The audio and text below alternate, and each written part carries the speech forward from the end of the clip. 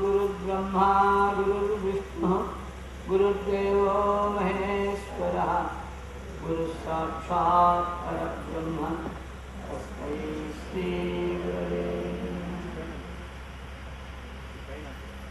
जगदीश्वरुडैनटुवंटि परमेश्वरुनिकि प्रणामालु। साक्षात् परब्रह्म स्वरूपुడు విశ్వంలో అత్యున్నతమైనటువంటి సాక్షిమైనటువంటి వాడు గురువులు. ప్రపంచంలో గురువుతో సమానం, గురువుతో ఉపమానం పెట్టడానికి ఏ వస్తువు సరిపోదు. తత్రాపి సద్గురువు, గురువులు ప్రపంచంలో కోకోలు ఉండొచ్చును కానీ సద్గురువులు ఉన్నారే చాలా అరుదు. అందుకనే ఆచార్యులు వారు అంటారు, దుర్లభం ప్రేమేవైత దైవానుగ్రహేతుకం మనుష్యత్వం మముక్షత్వం మహాపురుష సంశ్రయ.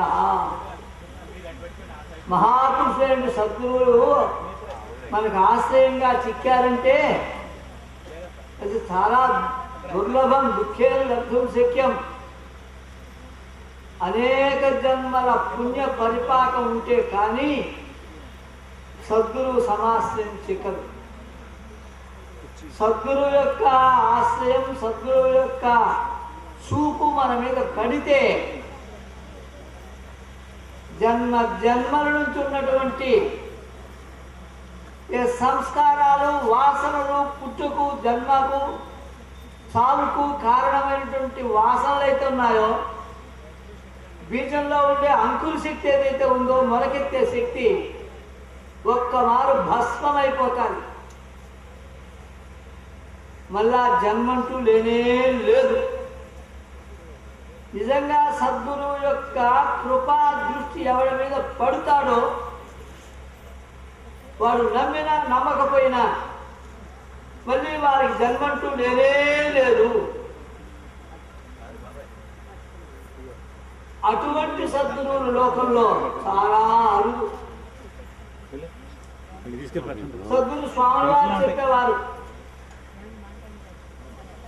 రమణ మహర్షి సమాధి అయినప్పుడు పూజ్యులు శ్రీ విద్యాప్రకాశాల స్వామి వారు